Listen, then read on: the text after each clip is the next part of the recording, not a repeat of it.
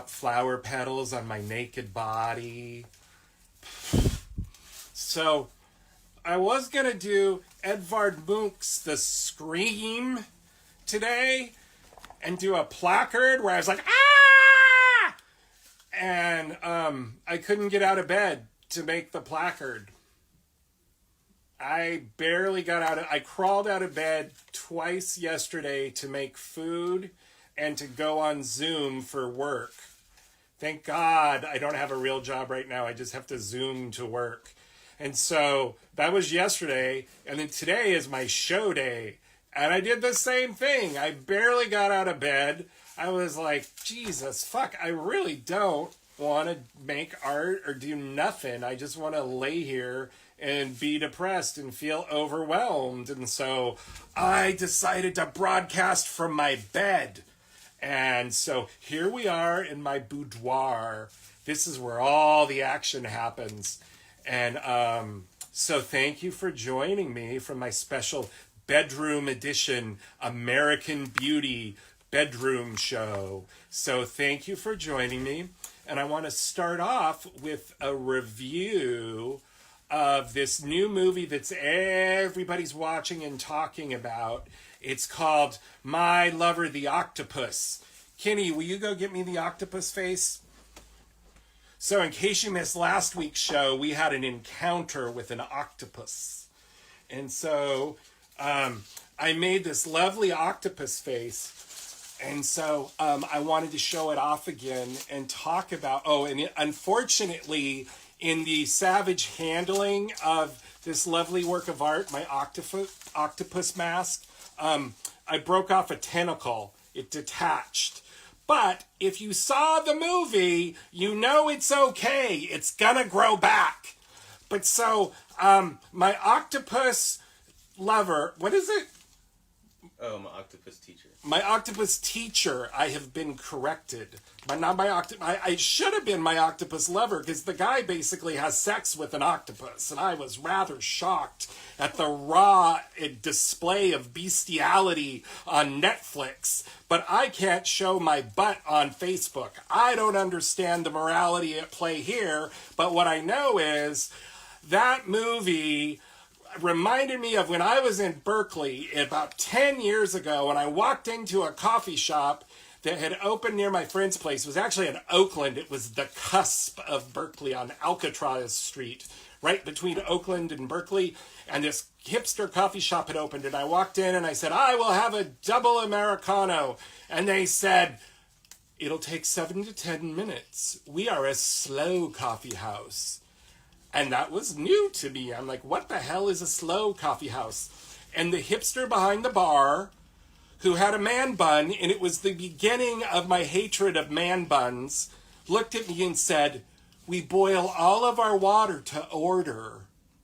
And he took this fancy little pot that had a long, skinny stem, and he took it over, and he filled it with exactly the amount of water. And then he made it boil on this little thing. And then he took it over and he poured it over the coffee grounds. And then he charged me $5.50 for a cup of drip coffee. So what I have to say about my octopus, my lover, my teacher thing is why the fuck didn't he have an air tank? I mean, come on. He was being a fucking hipster. Jacques Cousteau had air tanks and they were good enough for him. So why does my octopus dude have to go free diving with no tanks just to prove how whatever Aquaman he is? It would have been a much better movie if he would have had an air tank because he wouldn't have had to keep going up to the surface and interrupting the filming of the octopus chases. Can we talk? That movie made me nuts. And it made me cry. And it's fabulous. And you should go watch it. But don't think for a minute that it's not a hipster movie, because it is. It's totally a hipster movie. That dude should have had an air tank and it would have been a better movie. He might have got a major distribution deal instead of a crappy-ass Netflix release. But of course, nobody's getting major distribution deals because hashtag COVID closed all the movie theaters. And so here we are. That's one of the beauties of it, though. What? That was one of the beauties of it, was that he didn't want an air tank. He wanted to be his full self. Remember? Oh. Never mind. Oh, so Kenny has corrected me from an artistic hipster, perspective. As a hipster. As a young millennial hipster, Kenny has let me know that was the beauty of the movie. And so, for those of you who find beauty in things like artisanal mayonnaise and, kombucha and those other hipster products, you'll probably love that he doesn't have an air tank. I, however, am a practical over 50-year-old. And for me, our camera's falling. Fireman Kenny, help! Help! Help! We have, you might be thinking that we have a very sophisticated camera system here, and you would be entirely wrong. This is my iPad on top of an ironing board, weighted down by a piece of art made by Rebecca Farr. And faith. And pure faith and not a good sense of gravity. I'm going to change my angle a little bit so that maybe I can tilt this a little and not be so endangered. But yeah, so I'm literally underneath an ironing board. I know you probably think it's like a professional scaffolding or some such thing, but no, I'm under an ironing board with my iPad on it. And there's a little box of Dr. Scholl's giving it the right angle. So yeah, that's how we roll here in the Central District. So my octopus, my lover, loved it, made me cry. It felt like medicine. I'm not joking about that. I had a really beautiful time with it. You should go watch my octopus movie if you have Netflix.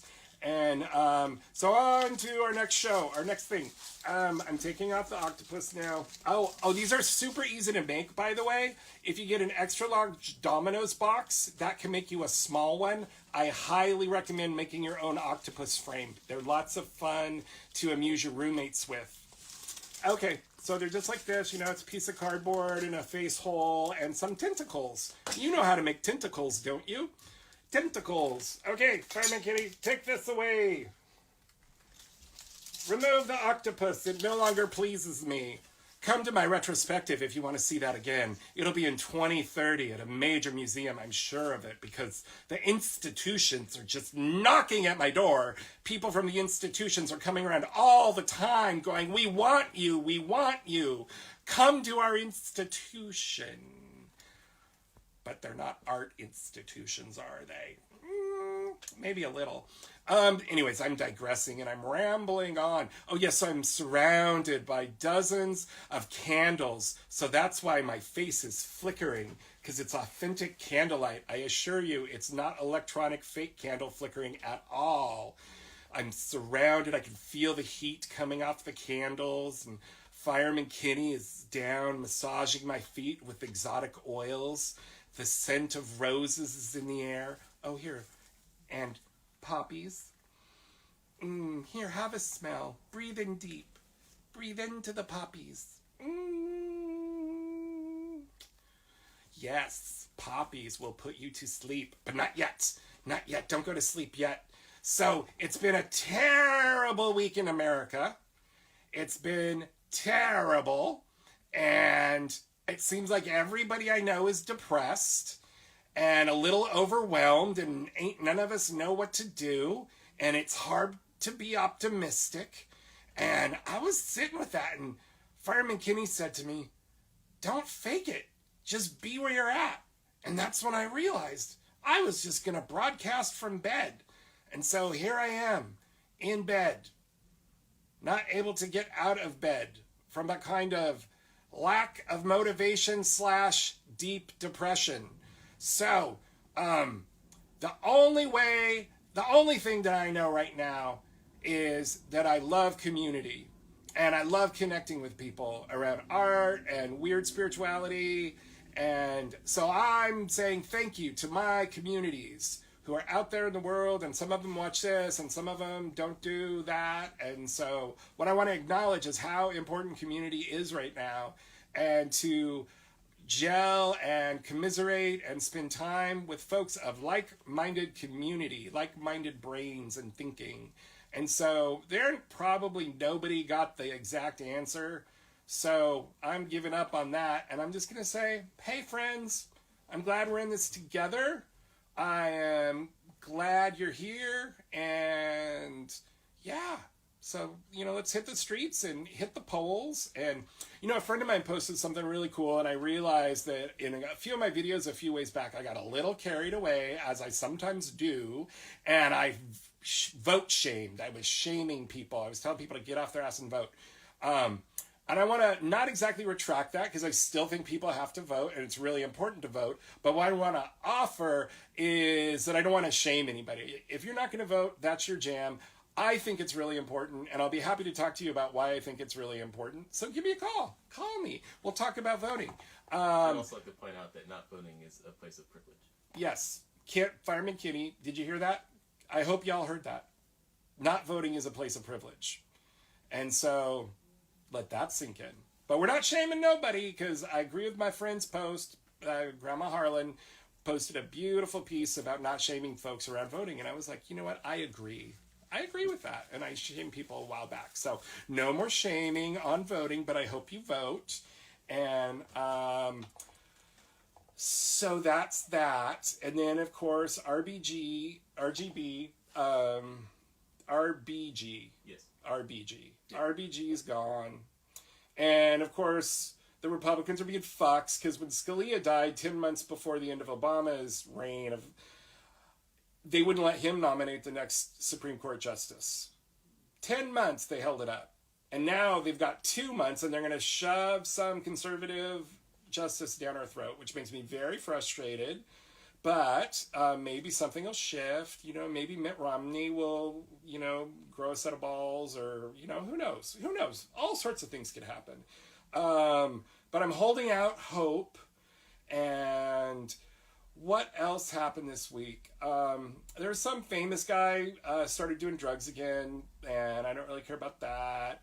And what were the other things that were important? That famous guy did drugs. And who was it that died? Who? The famous person died. Now I'm forgetting who. A minorly famous person died. But anyway, yes. So let's all take a breath in.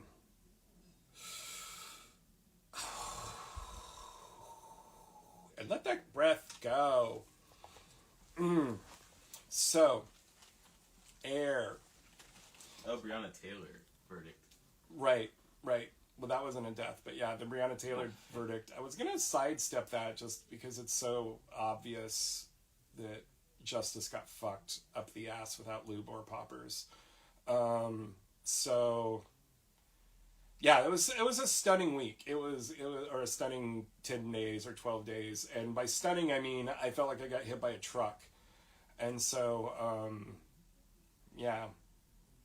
Hey, Kenny, can I get the box of Divination? I forgot. I started rolling, and we had so many tech issues here that, and there's this ironing board over my head and all of that. So I kind of got rolling without being fully prepared. So, here we go. I'm not supposed to look while I pick. Today's divination. I want the best sex in all the kingdom. Oh, I gotta put it down here where you can read it. I want the best sex in all the kingdom. That's perfect for our bedroom show. There we go. Is that better? That's better. I didn't like that other framing. There we go. I want the best sex in all the... I'm naked, lying here naked in my bed. If the camera were higher up, it would be scandalous. X-rated, in fact. Hopefully the censors don't get a hold of this and sue me, or hopefully this doesn't get released and my political career, my career on the bench, the judicial bench, would be ended quickly if this were to get out. Me, naked, rolling in flowers. Oh, I almost forgot. My dead lover Rich is here. We just had his anniversary of his overdose. Oh, somewhere in the bed. The problem with poppers is you always lose them in the bed. And so we always give my dead lover Rich some poppers because that was his favorite thing. One of his favorite things. So here you go, buddy. Ooh, that's kind of creepy. I've never looked at us together in this so close. Ugh. Let's see. He always looks much more like Rich in the Hat. Kind of, yeah, there we go. Hat and mask. Yeah, buddy. What up? What up? Okay, so we're taking breaths in, and I invite you to consider the earth you walk on. That piece of ground you are on top of, underneath your floorboards and your carpets and the foundations of your house, that raw earth, that little space of earth that you are right on top of, I invite you to consider that piece of earth you are hovering over right this moment. And I invite you to take a breath in and to imagine a connection to that earth below you. Connect down with your breath and with your energy body to the earth below you. And I invite you to take another breath in. And as you breathe it out, I invite you to connect to the sky above you, to all the air and the atmosphere and all those things above you. And I invite you to take a third breath in and to feel yourself as that pole between the earth and the sky. To feel that center line at the center of your body, the center of your core. And to feel that balance between earth and sky. Some say between mother and father, between the feminine and the masculine. Find that balancing place, that center point, that fulcrum's line. And take a breath in. And remember that even when things are crazy and dark, you can connect to the earth below and the sky above and find your center and find your grounding and be in a place of resonance with the moment in front of you, and to release fear of the future and regrets of the past, and to be truly present in the moment you are in. To feel your skin and the body and the earth and the air, and be present here and now, and release fear and release regret, and breathe in the moment. Allow yourself peace in the moment, and surrender to the moment. And from this place of centering and grounding and peace, go on about your day and return here as often as you need to, with a breath in for the mother below, a breath in for the sky father above, a breath in for your center pole, your middle place, and a fourth breath as you move forward. This place is always here for you, always accessible. This grounding, this presence in the moment. Releasing fear, releasing regret. Thank you for joining me today. It's been a pleasure. And I hope all you tricksters have a good week. And goodbye. Goodbye.